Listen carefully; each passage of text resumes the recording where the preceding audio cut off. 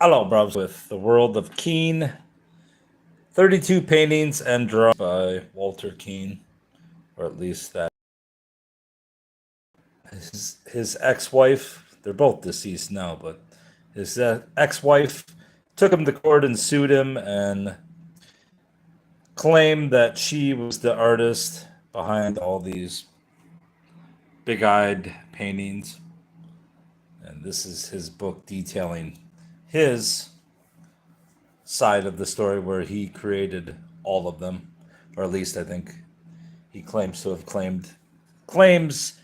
created nearly all of them, if not all of them. I don't know that he outright says that he created all of them, but she claims that he created or she created them all, and he created none of them. But I don't know, and I don't really care. Chapter 29. Joan Marie remembers Walter the Romantic. Let's put some light on this. When an out-of-town buyer visited our art gallery to make a purchase, Walter would frequently go through his North Beach ritual. I take it this is Joan Marie speaking. This consisted of acquainting the proud owner of a Keane painting with every nightclub in North Beach that was open at the time. All the girls working in the area, cocktail waitresses, dancers, cashiers, and secretaries, knew Walter. When a visitor was with him, he would say to one of the attractive women, "Darling, you are so beautiful. Do you want to get married?" Thinking that Walter was proposing to her, the lovely lady would immediately accept. "Yes, yes, who wouldn't marry you, Mr. Keane?" Then Walter would reach for the woman's hand and that of the gentleman he was escorting, joining their hands in removing his own coat.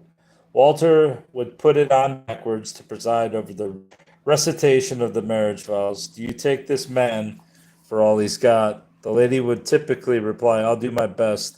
"Sir, do you take this lady as your wife? Do you promise to take good care of her?" The would-be bridegroom agreed to this.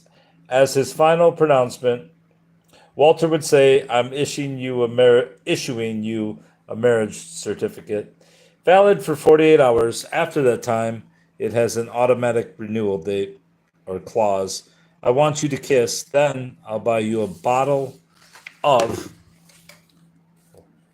can't be the right page, a bottle of champagne, and we all celebrate." On other occasions, the cast of characters were different. Newspaper reporters writing about Keane's paintings, Hollywood celebrities, and political figures sometimes played the bridegroom role. The ritual was basically the same, however. Walter had a bantering charm fatal to any girl. During one of these mock weddings, a North Beach waitress asked me if I was jealous of Walter. I replied that I never felt jealous or envious of the recognition and attention he received. Walter earned them not only because of his talent, but also because of his genuine goodwill toward people. Walter and I frequently received invitations from government officials. One memorable day was spent with the then Governor Edmund G. Brown. Pardon, I had to scratch. The governor insisted that we call him Pat, the nickname used by close friends. We were received royally by Pat's private secretary and given an in-depth tour of the Capitol building. The Senate was in session, affording us a fascinating display of state government at work. As the governor's guests, we were served lunch, during which we met many of Pat's aides and several state senators. We were still full of excitement from the wonderful welcome the governor gave us. I said, "I want to call my mother the first thing." Walter laughed and replied, "Darling, he is not the Pope, but he is the most important man in the state." By far the most dazzling encounter for me while in Walter's company was an afternoon with Elizabeth Taylor and Richard Burton. We were in France at the time. Walter had taken me to Vicky and Mia's boutique, a Paris business in which Elizabeth was a partner. She and Richard were visiting Vicky, Mia, and some longtime friends. With a kiss and a hug, Elizabeth greeted us, inviting Walter and me to have a drink with her and the others.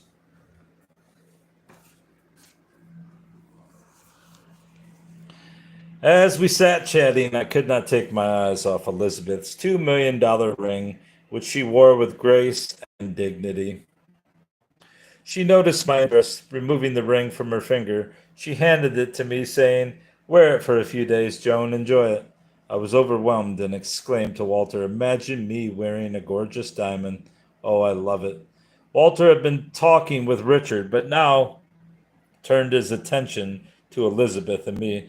"Yes, Joan, the ring is lovely. Your 2.5 carat diamond is dwarfed by it, but," he said, looking at Elizabeth with a smile, "a few days, wow. We don't want to spoil Joan. Wear it while we're here. I don't want us to have the responsibility for such a valuable gem." So much for Walter the romantic. Although I knew he was right, I would have thoroughly enjoyed wearing the ring for even a day. At least I could say I tried it on. Chris Ogden is currently bureau chief of a national magazine. Chris remembers Walter, the dapper diplomat. One of my fondest memories of Walter was the fabulous lunch he threw before my marriage to Dee Dee, John May's daughter. Walter, our host, was living in his woodside country estate with the large swimming pool. He introduced himself to me by exclaiming what a shame it was I hadn't been there 2 days earlier. Just 48 hours before my arrival, Walter had entertained 5 beautiful stewardesses, friends of Joan's. They had sunned themselves by the pool and had great fun drinking and swimming. I realized I was a long way from puritanical New England. Next stop was the bachelor party Walter threw in North Beach for me and my groomsmen, whose mouths are still open at the recollections. We started in the afternoon and went up one side of Broadway and down the other. Each place, Walter's opening line was the same: Chivas Regal all around, right now, right now. Those were the bottomless, those were the bottomless as well as the topless days, and the girls were stark naked. One of the first was absolutely gorgeous. He introduced them all to me. "Isn't she spectacular, Chris? Take her right now. All she wants is to make you happy. Tomorrow you'll be married, and this will be behind you forever." At this point, Joan took me aside, knowing we were supposed to be at the rehearsal dinner that night. "Chris, you better be careful. If you go with Walter, you're not only going to miss tonight, you're going to miss the wedding as well." Then there was the trip to Paris. Dee Dee and I flew in from the East Coast, meeting Walter at Orly, where he had arrived from San Francisco. He had about 2 tons of paintings with him. Since we had flown all night, we went straight to town to sleep. We went straight to town to sleep. That's an odd phrasing. Walter went to Le Hotel, the glorious Oscar Wilde cat house. We to a rather more modest place off Saint Germain des Prés called the Madison. We were so tired we slept all day. We woke up late in the afternoon of that first day in France, and the fun started. Off to Vicky's and Mia's boutique, and later to Louis Farrod's.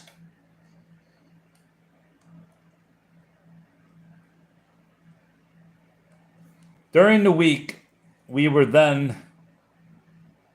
During the week, we were there. We partied all night, every night.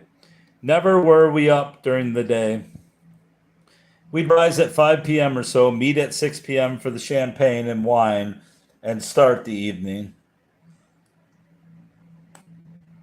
I recall him saying his masterwork, Tomorrow Forever, was finished and he was going to live a little. Joan chimed in and said, "Quite a little."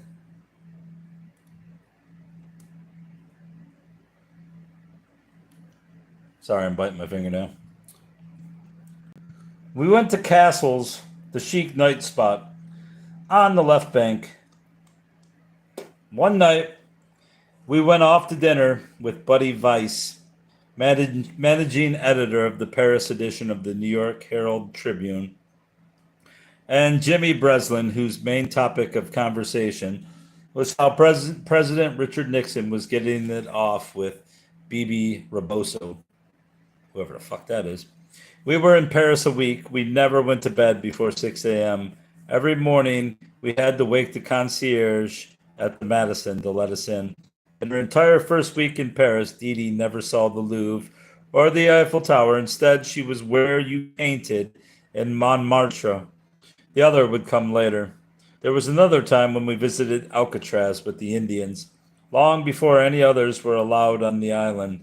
We were on Walter's barge in Sausalito, and a neighbor friend took us on his boat from Sausalito, and we spent hours prowling the rock. They wouldn't let us come ashore at first. I recall Walter handing them a fistful of cash, saying he had brought it for them to buy food and drink. Walter was always a very generous man, crazy generous at times. Of all Walter's worldwide escapades, the trip to Taiwan at Madame Chiang Kai-shek's invitation has to be the most spectacular. I remember the way it all came about. When Madame's grandson, Alan, attended the university in Berkeley, he and Walter became friends. Alan liked the Keane paintings of the world's children. He seemed to be just another interesting person and a fan of Walter's work. After 2 years as friends, the relationship was put to a test. Alan needed help in a legal matter. Walter fully extended himself and quickly resolved Alan's embarrassing conflict. Whereupon Alan told him that for security reasons, he lived under the name of Alan, but he was actually the grandson of Chiang Kai-shek. When Alan returned to Taiwan, he confided in his grandmother, Madame Chiang Kai-shek. She immediately wrote to invite Walter to come to Taiwan as her personal guest. He accepted, taking her as a gift one of his original oil paintings done on Grant Avenue, San Francisco. The welcoming party was a 17-course dinner and dance affair. Walter sat with Alan and was introduced as a friend of the Chinese people. 3 lovely Chinese girls, all English speaking, were assigned to model for Keane and to be available for his every comfort and pleasure. At the time, I was working for United Press International and read about Walter's welcome on the night wire in the press office. I think even the president liked what he did. That kind of goodwill comes hard for a country, and Walter did it. So at work and play, he is a master. And there he is, Grant Avenue, San Francisco, and Madame Chiang Kai-shek collection.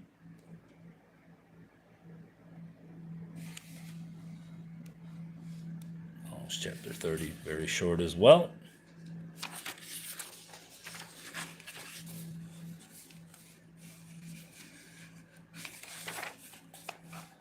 Keane International Art Galleries.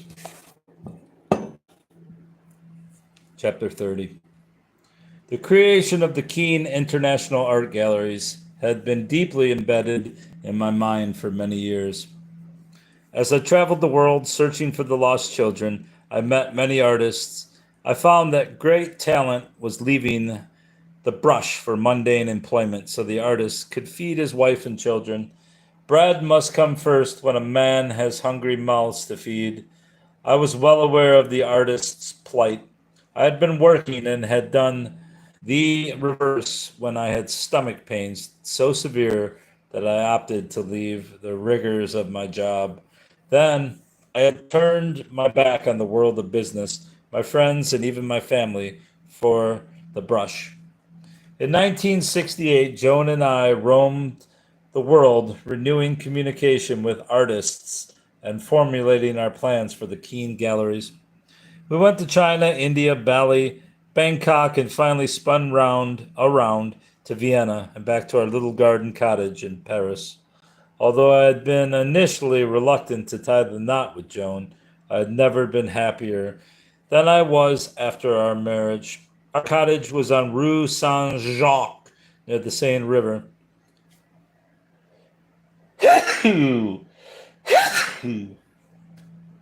We had a lovely private garden for dining and stargazing.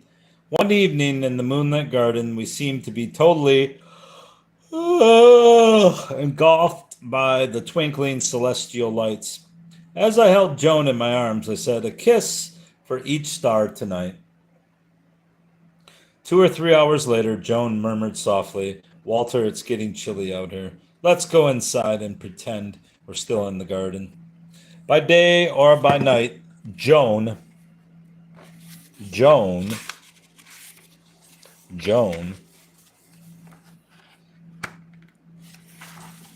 captivated me. Her beauty and intelligence and gentleness made her irresistible. One afternoon in Paris, my friend Steve Smith called to announce that he had just arrived at Orly Airport. I gave him our address and told him that Joan and I would be waiting for him. Steve had always been a special person in my life. We had first met in Palo Alto, California, when he was viewing one of my paintings in the early 50s. At that time, he was a high school student. Noting his interest in my work, I asked him his age. His reply astonished me, for Steve was exactly the same age as my son would have been had he lived. An immediate bond was established between us. I felt he could be my son. Steve's father had died when he was very young, so he lived with his mother and brother. As Joan and I waited for Steve's arrival, I recounted to her an amusing conversation with him several years before. Shortly after the opening of my Broadway gallery in March 1958, Steve had wandered into my studio. He was one of the few persons allowed inside when I was painting. On this particular occasion, he was fascinated with a couple of paintings of nudes and wanted to know where the models were. I laughed. Then he said, "Walter, how about inviting me as an observer the next time you're working with one of your models?" I answered, "Fine, or better yet, Steve, I'll give you a sketch pad and you can have fun trying to draw her." But he protested, "I can't even draw." "No problem," I replied, "just don't tell the model." Now, you don't think this is weird that he's going to fucking bring a 17-year-old to watch him paint a nude model? All right. Steve's visit to us that summer in Paris was enjoyable and productive. The three of us gypsied around Europe talking with artists and making tentative agreements with them to finance them and buy all their paintings for the KIA art gallery program. Steve was a great help because he had a natural business sense and he recognized good art. In 1969, Keane International Art Galleries was incorporated and stock was issued. I invested $250,000 in the corporation and headed the company. Swede Nelson, president of Chevron International, purchased stock and became a director. Robert Croninger, a Superior Court judge and stockholder, was also a director. John May, my college friend, a stockholder, merchant, banker, oilman, and soon to be mayor of his newly incorporated town, was a director, as was his wife, Margaret May. Also a dear friend. Joan was the treasurer and contributing artist, just as she had promised.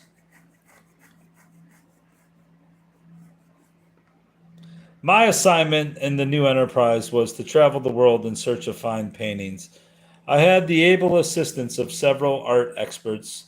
We remained in close communication with the contributing artists and were always on the lookout for young, budding Rembrandts. In the ensuing months, I visited more than 60 artists whom I had met in previous years. While recruiting artistic talent, I personally made $1,000 loans to 37 different painters. When Joan learned of this investment in human creativity, she commented, "That's $37,000 down the drain." I replied, "For good cause, my love. Now these talented individuals can get their lives in order, buy canvas and paint, buy food, and pay rent. At our home gallery headquarters, management was setting up a franchise gallery program.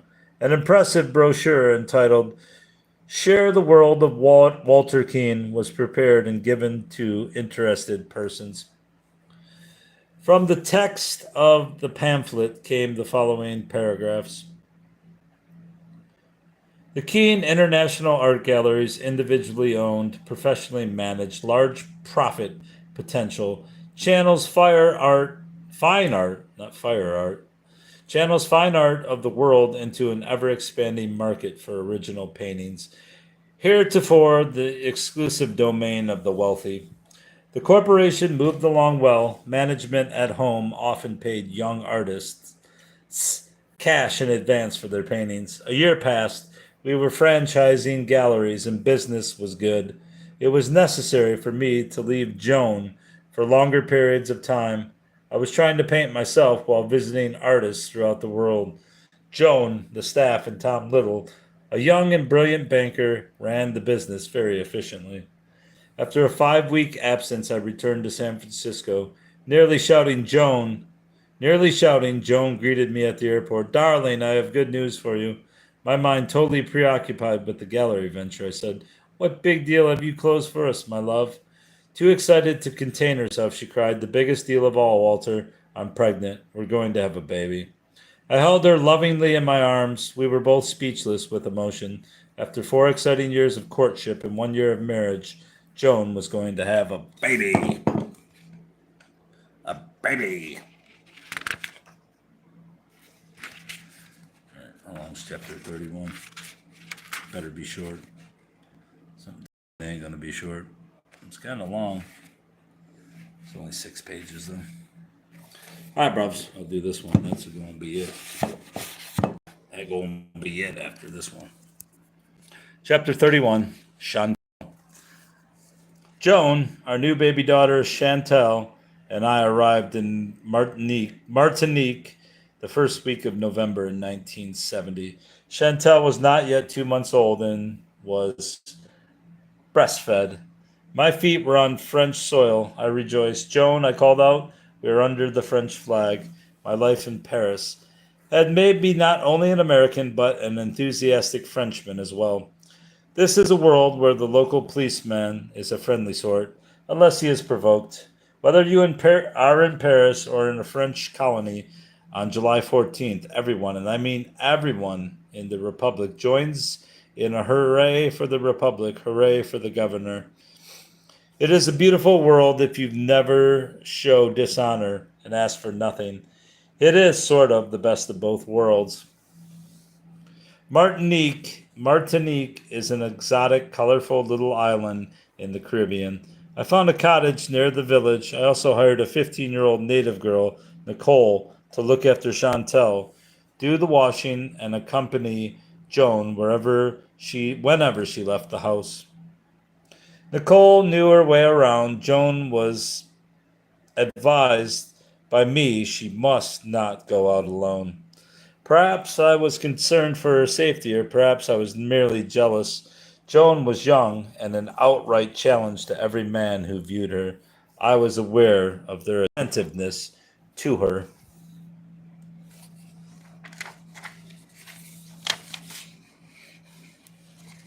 Oh gosh. Oh dear. Oh dear.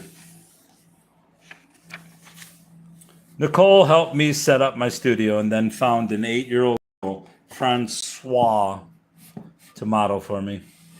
From the outset, Francois personified a Keane painting. She had the same big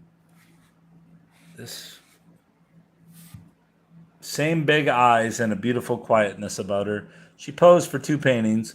One was of her on a stairway in the village, and the other was at the seashore. I told Nicole I needed 1 or 2 older girls who would model in the new... Jesus Christ.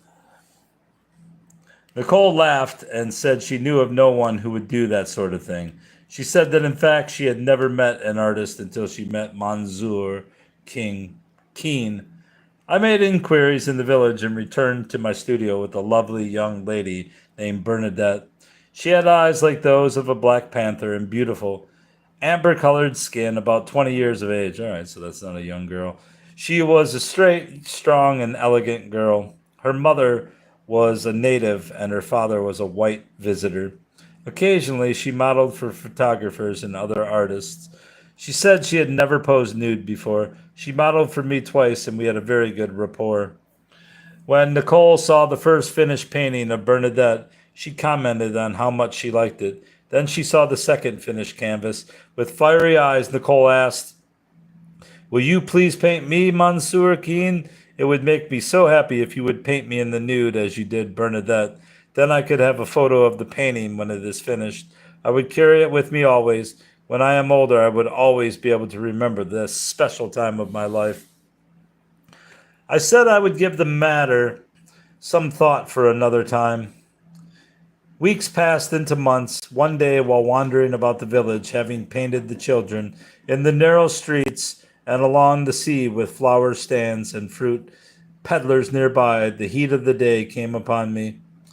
Making my way to my favorite outdoor cafe, I enjoyed a cool glass of wine. To my right were two colorfully dressed ladies.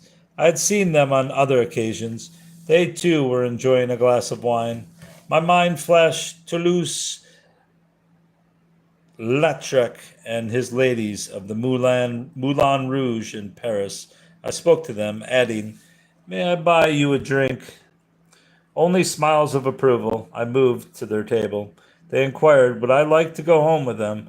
I engaged the girls to model for me at the cafe or in their bedroom, and the one I especially liked, they were dancing, flirting with their bodies, colorful and beautiful. Their stories I had heard throughout the world. The ladies of the evening, how it all began. After Tomorrow Forever, my brush was exploring. I enjoyed the feeling and warmth of those beautiful people. One morning, as I was gathering my gear, Nicole had just arrived. She said, "Monsieur Keane, it's going to be a dark and stormy day." Pausing, I smiled and inquired, "How would you like to model for me today?" As a lonely child looking out the window on a stormy day, as if to wonder when your mother would return. "Oh no, Monsieur Keane, not as a child. Please paint me nude as you did Bernadette." "All right, Nicole, I will paint the nude young model today as you wish." Rushing through her early morning work with Joan and Chantel, she entered my studio in great excitement, nearly shouting, "I'm ready!" With that, Nicole gracefully and shyly undressed and stood before me naked and lovely. We were only interrupted when Chantel cried out. Nicole said I was the first man to see her nude. Conversation distracted me when I was working, so I paid little attention to her when she talked. I was totally immersed in my work. On the second day, Nicole asked if she could have a look at the painting. She came up close to my left side, her small, firm right breast pressing against my cheek. She liked the painting and asked if I thought she was beautiful. Receiving no reply, she returned to her posing position and repeated the question. "Monsieur Keane, am I beautiful?" After a pause, I looked at the girl's proud face and youthful body and said, "Nicole, you are a most beautiful young lady." With that, she threw herself at me and kissed me. "Stop, step back in your posing position. Artists and models do not talk or whatever else you may have in mind." Her near laughter flashed into a startled glare. She said, "I'm excited. I wanted to share with you my feelings and enjoyment." Chantel began to cry. Nicole slipped on a robe and ran to Chantel. I went to the kitchen for a cold beer and chatted with Joan for a few minutes. Soon Nicole brought Chantel to Joan, with her diapers changed and ready to be fed. I offered Joan and Nicole a glass of wine and they both accepted. Shortly, Nicole and I returned to my studio. A few days later, Nicole viewed the finished painting. She looked at me with confidence and daring. She was challenging me to take her. Never again would I have her pose for me. A few days later, Joan and Nicole went to the village to do some shopping. Joan then went to the beauty parlor, where she would be for about 2 hours. She told Nicole to take the parcels home and return later. From the studio, I heard some scurrying about, and suddenly Nicole stood in the doorway, walking toward me. She said that soon Joan, Chantel, and I would be leaving for Paris. She asked me to take her with us. "Nicole, Joan is my wife, my woman, and my love. I need no other woman." I told her, "You are like a member of my family, and you have become a friend." Nicole began sobbing. "I love you, Monsieur Walter. Nicole, I have a young wife, a new baby, and a new life in the making. But for them, I would love to take you to Paris with me. With tears dripping down her cheeks, she said, I would be a good woman for you. I would model for you, take care of Chantel, and I will not cause you any problems.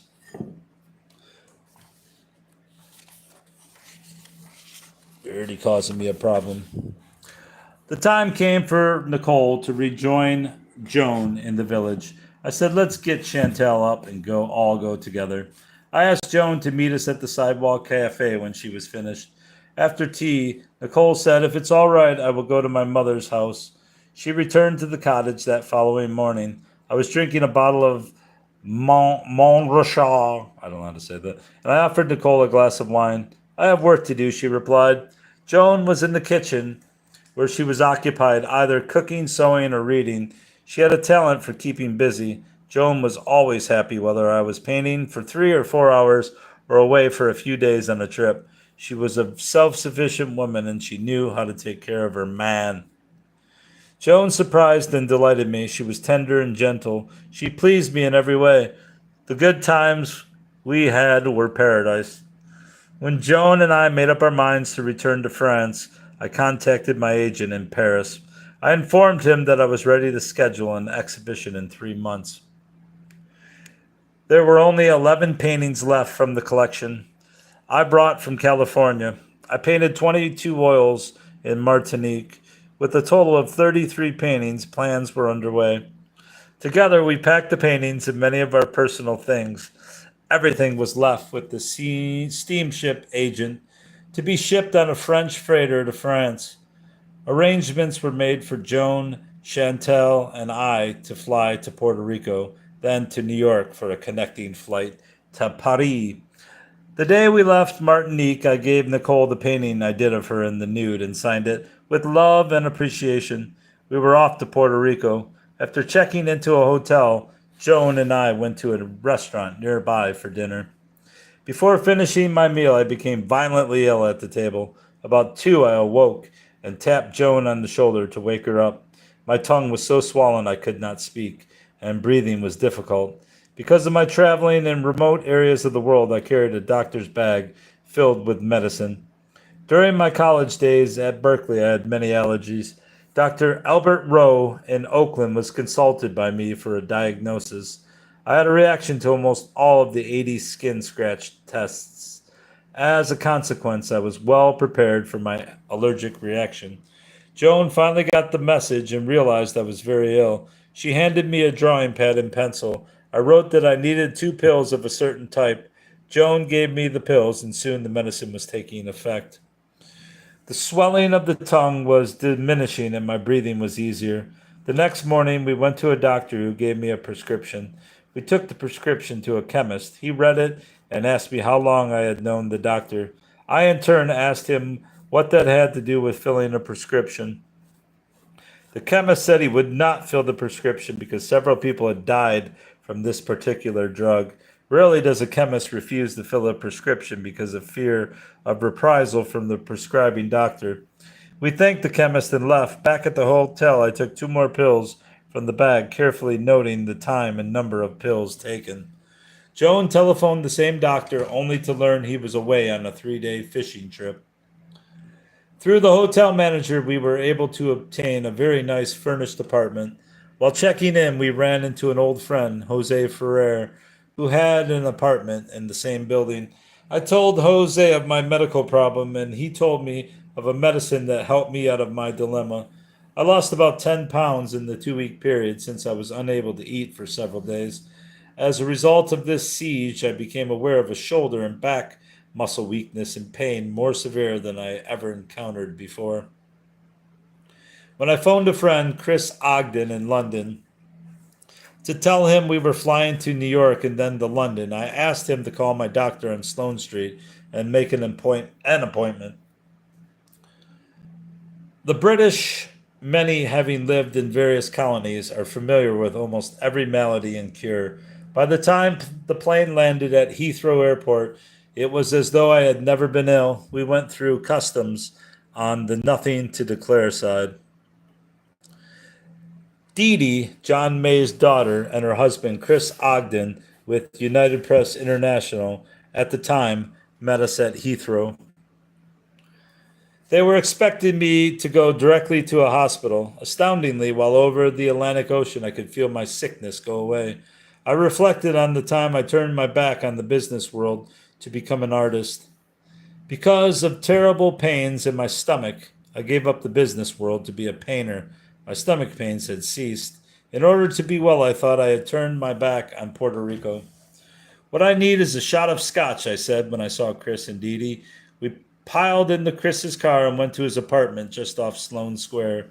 After a few hours of food and fun, Chris took us to the nearby hotel he had reserved for us. I was in bed for 36 hours. On the second morning in London, Chris came by with a copy of the Paris edition of the New York Herald Tribune, available at newsstands. I popped up in bed and began reading the paper. I found a listing for a beautiful sounding apartment only 3 or 4 blocks away in Montpellier Square. Joan and I took a walk over there. It was in Cheval House. The lady who owned the apartment was going to Zurich, Switzerland to spend 3 or 4 months with her boyfriend.